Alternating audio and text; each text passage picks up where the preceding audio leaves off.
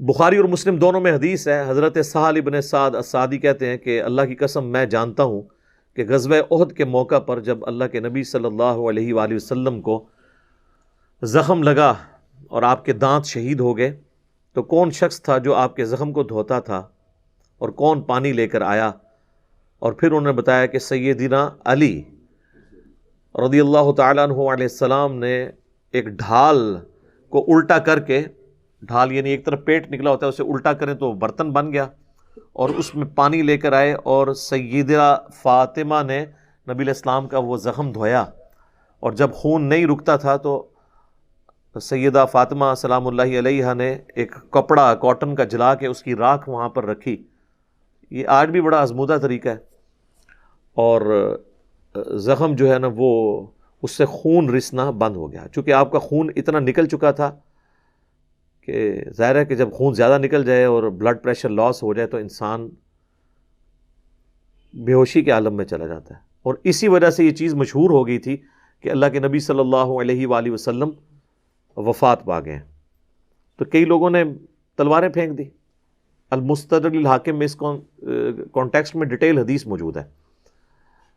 اور ایک اور حدیث ہے جو کم از کم صحیح بخاری میں 4 دفعہ ڈیٹیل کے ساتھ آئی ہے،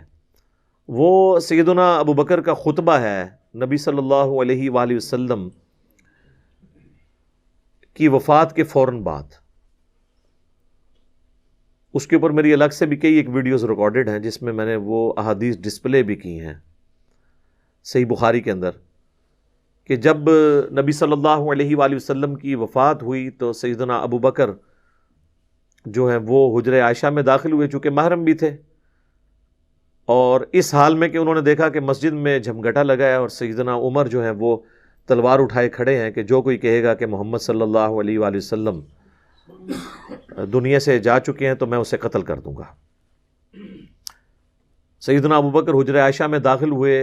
اللہ کے نبی صلی اللہ علیہ وآلہ وسلم کے مبارک چہرے سے کفن ہٹایا اور آپ کے ماتھے پر بوسہ دیا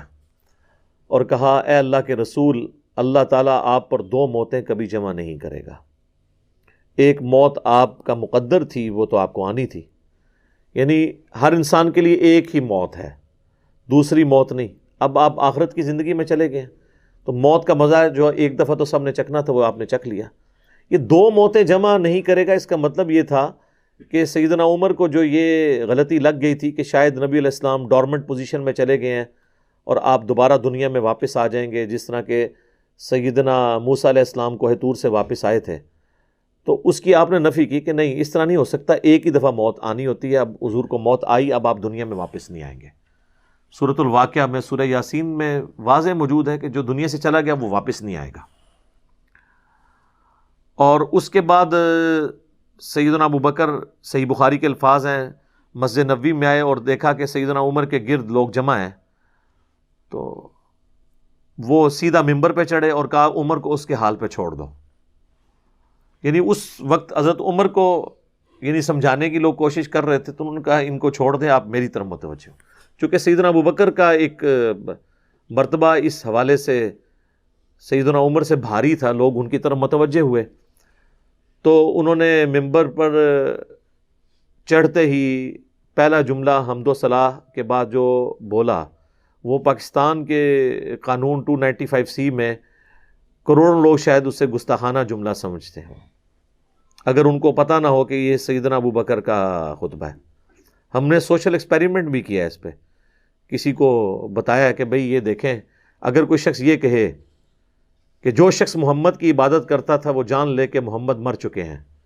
اور جو اللہ کی عبادت کرتا ہے وہ جان لے کہ اللہ زندہ ہے، اسے کبھی موت نہیں آئے گی، تو آگے سے جواب سننے کو ملا یہ کون گستاخ ہے جس نے یہ بات کی ہے؟ کوئی بھی نہیں، حضور کی تو عبادت کوئی بھی نہیں کرتا ہے، کون جملے بنا دو۔ تو ہم نے بتایا یہ بخاری شریف میں کم از کم 4 جگہ موجود ہے، وما محمد الا رسول، تو قرآن میں آیا نا۔ صحیح بخاری میں حضرت ابو بکر کے خطبے کے الفاظ یہ ہیں، من کان یعبد محمدا فإن محمدا قد مات،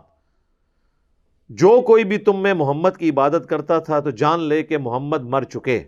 مات کے الفاظ ہیں۔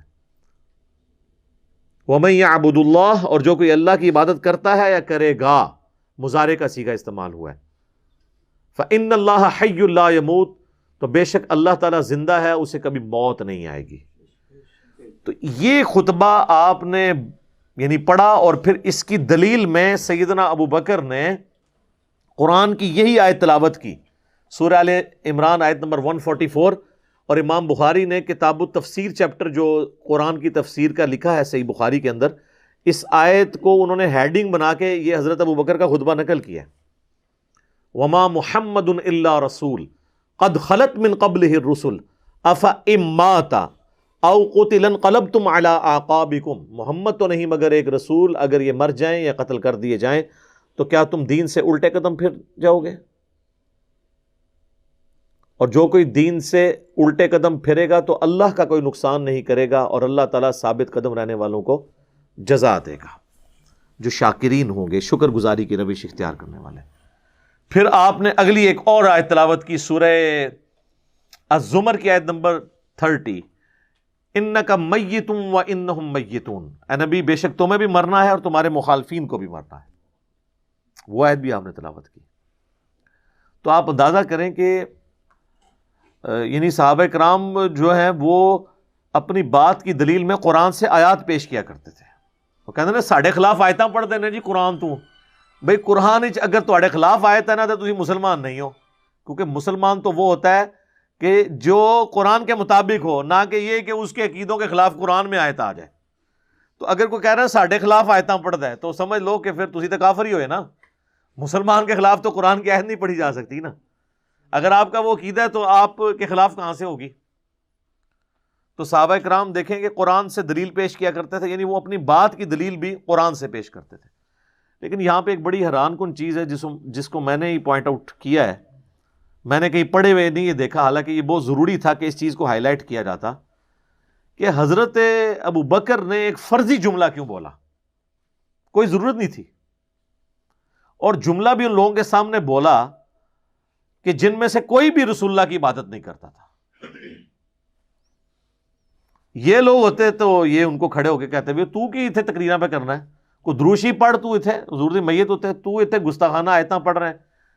کہ جی جو محمد کی عبادت کرتا تھا وہ جان لے کے محمد مر چکے ہیں. ایک اتنے لکھے ہے قرآن چ کون ہی گلا بنانا ہے، سیدھے کوئی عبادت نہیں کرتے، خود سے ہی باتیں بناتے ہو. سیدنا ابو بکر نے بیسیکلی امت کو یہ میسج دیا کہ نبی علیہ السلام کی تعلیم یہ ہے کہ آپ کو بت نہیں بنانا. اور اس پہ میں بولا کرتا ہوں کہ یہ محمد رسول اللہ صلی اللہ علیہ وآلہ وسلم کی کامیابی ہے کہ آپ نے ایسی ٹیم اپنے بعد چھوڑی ہے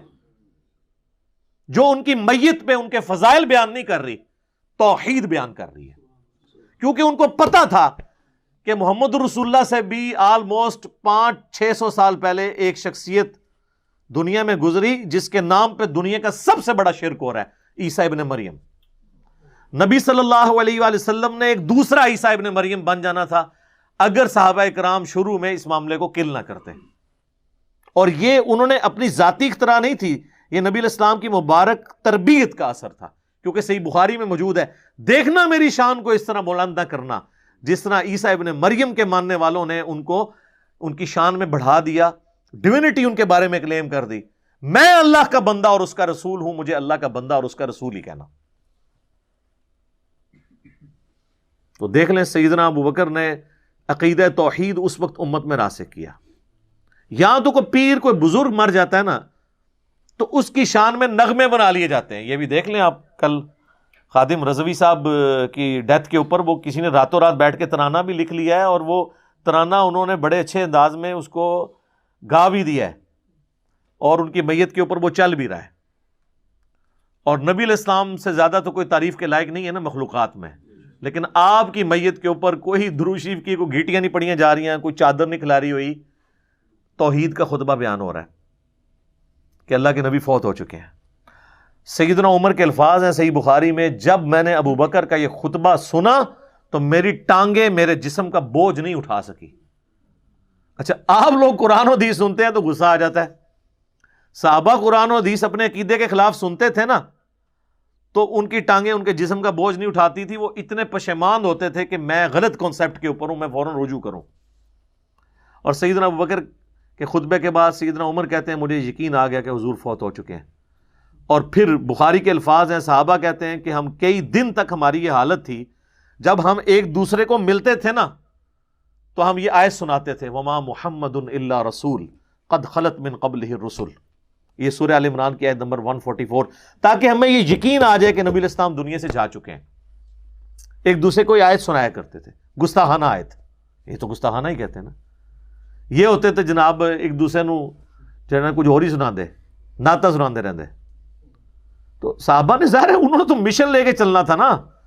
ان کو تو پتا تھا کہ پیغمبر کا کام ہے اللہ کا پیغام دنیا تک پہنچانا، اس کے بعد وہ امت کے کام حوالے کر کے چلے گئے ہیں۔ اب پیغمبر کے ساتھ نسبت اس کی ہوگی، محمد رسول اللہ کا لاڈلا قیامت کے دن وہ ہوگا، حضور کی شفاعت کا حقدار وہ شخص ہوگا جو نبی الاسلام کے مشن کو آگے لے کے چلے گا۔ یہ نہیں ہے کہ جو جتنا اونچا نعرہ مارے گا، یہ چیز نہیں۔ ہم لوگوں نے تو اس حوالے سے بالکل کانسیپٹ جو ہے نا وہ بدل لیے ہوئے ہیں، چونکہ ہم نے قرآن پڑھا نہیں ہے، اس لیے ہمیں اندازہ نہیں ہے کہ قرآن پاک میں نبی صلی اللہ علیہ وآلہ وسلم کا سچا محب اور سچا پیروکار کس شخص کو ڈکلیئر کیا گیا ہے، جو آپ صلی اللہ علیہ وآلہ وسلم کا مددگار ہوگا ان کے دین کے بارے میں، ان پر نازل ہونے والی کتاب پر ایمان لانے والا ہوگا۔